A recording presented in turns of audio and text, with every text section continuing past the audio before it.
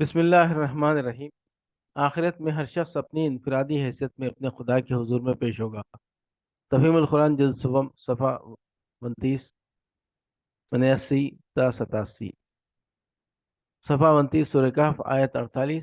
وَأُرِدُوا عَلَىٰ رَبِّكَ صَفًّا لَقَدْ جِئْتُمُونَا كَمَا خَلَقْنَاكُمْ أَوَّلَ مَرَّةٍ بَلْ زَعَمْتُمْ أَن لَّن نَّجْعَلَ لَكُم مَّوْعِدًا۔ سورہ کہف آیت 48۔ اور سب کے سب تمہارے رب کے حضور صف در صف پیش کیے جائیں گے۔ لو دیکھ لو آ گئے نا تم ہمارے پاس اسی طرح جیسا ہم نے تم کو پہلی بار پیدا کیا تھا۔ تم نے تو یہ سمجھا تھا کہ ہم نے تمہارے لیے کوئی وعدے کا وقت مقرر ہی نہیں کیا ہے۔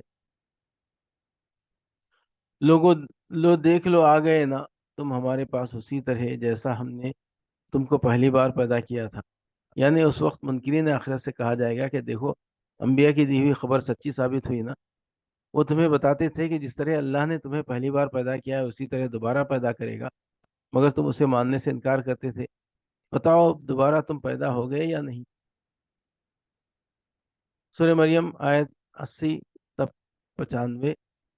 وَنَرِثُهُ مَا يَقُولُ وَيَأْتِينَا فَرْدًا وَاتَّخَذُوا مِن دُونِ اللَّهِ آلِهَةً لِيَكُونُوا لَهُمْ عِزًّا كَلَّا سَيَكْفُرُونَ بِعِبَادَتِهِمْ وَيَكُونُونَ عَلَيْهِمْ ضِدًّا أَلَمْ تَرَ أَنَّا أَرْسَلْنَا الشَّيَاطِينَ عَلَى الْكَافِرِينَ تَؤُزُّهُمْ أَزًّا فَلَا تَجْعَلْ عَلَيْهِمْ إِنَّمَا نَعُدُّ لَهُمْ عَدًّا يَوْمَ نَحْشُرُ الْمُتَّقِينَ إِلَى الرَّحْمَنِ وَفْدًا ونسوق المجرمين إلى جهنم وردا لا يملكون الشفاعة إلا من اتخذ عند الرحمن عهدا وقالوا اتخذ الرحمن ولدا لقد جئتم شيئا إدا تكاد السماوات يتفطرن منه وتنشق الأرض وتخر الجبال هدا أن دعوا للرحمن ولدا وما ينبغي للرحمن أن يتخذ ولدا إن كل من في السماوات والأرض إلا آتي الرحمن عبدا لقد أحصاهم وعدهم عدا وکلہم آتیہ یوم القیامت فردا۔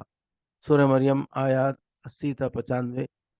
پھر تو نے دیکھا اس شخص کو جو ہماری آیات کو ماننے سے انکار کرتا ہے اور کہتا ہے کہ میں تو مال اور اولاد سے نوازا ہی جاتا رہوں گا۔ کیا اسے غیب کا پتہ چل گیا ہے یا اس نے رحمان سے کوئی عہد لے رکھا ہے؟ ہرگز نہیں۔ جو کچھ یہ بکتا ہے اسے ہم لکھ لیں گے اور اس کے لیے سزا میں اور زیادہ اضافہ کریں گے۔ جس سر و سامان اور لاؤ لشکر کا یہ ذکر کر رہا ہے وہ سب ہمارے پاس رہ جائے گا اور یہ اکیلا اکیلا ہمارے سامنے حاضر ہوگا۔ ان لوگوں نے اللہ کو چھوڑ کر اپنے کچھ خدا بنا رکھے ہیں تاکہ وہ ان کے پشتیبان ہوں۔ کوئی پشتیبان نہ ہوگا، وہ سب ان کی عبادت کا انکار کریں گے اور الٹے ان کے مخالف بن جائیں گے۔ کیا تم دیکھتے نہیں ہو کہ ہم نے ان منکرین حق پر شیاطین چھوڑ رکھے ہیں جو انہیں خوب خوب مخالفت حق پر اکسا رہے ہیں؟ اچھا تو اب نزول عذاب کے لیے بےتاب نہ ہو۔ ہم ان کے دن گن رہے ہیں، وہ دن آنے والا ہے جب متقی لوگوں کو ہم مہمانوں کی طرح رحمان کے حضور پیش کریں گے اور مجرموں کو پیاسے جانوروں کی طرح جہنم کی طرف ہانک لے جائیں گے۔ اس وقت لوگ کوئی سفارش لانے پر قادر نہ ہوں گے بجز اس کے جس نے رحمان کے حضور سے پروانہ حاصل کر لیا ہو۔ وہ کہتے ہیں کہ رحمان نے کسی کو بیٹا بنایا ہے، سخت بےہودہ بات ہے جو تم لوگ گھڑ لائے ہو۔ قریب ہے کہ آسمان پھٹ پڑے اور زمین شق ہو جائے اور پہاڑ گر جائیں اس بات پر کہ لوگوں نے رحمان کے لیے اولاد ہونے کا دعویٰ کیا۔ رحمان کی یہ شان نہیں ہے کہ وہ کسی کو بیٹا بنائے۔ زمین اور آسمانوں کے اندر جو بھی ہیں سب اس کے حضور بندوں کی حیثیت سے پیش ہونے والے ہیں۔ سب پر وہ محیط ہے اور اس نے ان کو شمار کر رکھا ہے۔ سب قیامت کے روز فردن فردن اس کے سامنے حاضر ہوں گے۔ میں تو مال اور اولاد سے نوازا ہی جاتا رہوں گا، یعنی وہ کہتا ہے کہ تم مجھے خواہ کتنا ہی گمراہ و بدکار کہتے رہو اور عذاب الہی کے ڈراوے دیا کرو، میں تو آج بھی تم سے زیادہ خوشحال ہوں اور آئندہ بھی مجھ پر نعمتوں کی بارش ہوتی رہے گی۔ میری دولت دیکھو، میری وجاہت اور ریاست دیکھو، میرے نامور بیٹوں کو دیکھو۔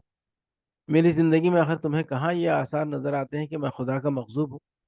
یہ مکے میں کسی ایک شخص کے خیالات نہ تھے، بلکہ کفار مکہ کا ہر شیخ اور سردار اسی خط میں مبتلا تھا۔ ہرگز نہیں، جو کچھ یہ بکتا ہے اسے ہم لکھ لیں گے، یعنی اس کے جرائم کے ریکارڈ میں اس کا ایک کلمہ غرور بھی شامل کر لیا جائے گا اور اس کا مزہ بھی اسے چکھنا پڑے گا۔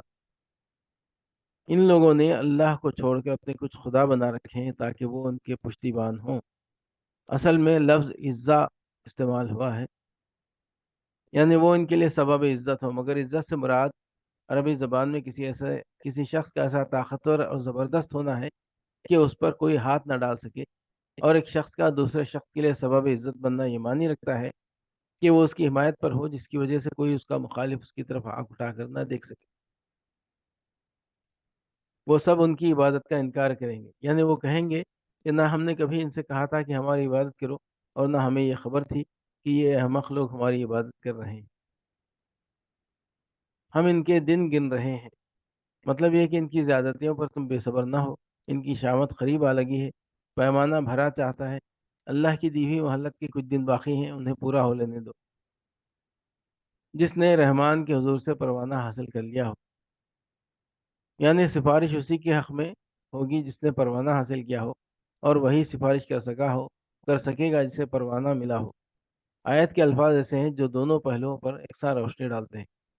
یہ بات کہ سفارش صرف اسی کے حق میں ہو سکے گی جس نے رحمان سے پروانہ حاصل کر لیا ہو، اس کا مطلب یہ ہے کہ جس نے دنیا میں ایمان لا کر اور خدا سے کچھ تعلق جوڑ کر اپنے آپ کو خدا کی عفو و درگزر کا مستحق بنا لیا ہو، اور یہ بات کہ سفارش وہی کر سکے گا جس کو پروانہ ملا ہو، اس کا مطلب یہ ہے کہ لوگوں نے جن جن کو اپنا شفیع اور سفارشی سمجھ لیا ہے، وہ سفارشیں کرنے کے مجاز نہ ہوں گے، بلکہ خدا خود جس کو اجازت دے گا وہی شفاعت کے لیے زبان کھول سکے گا۔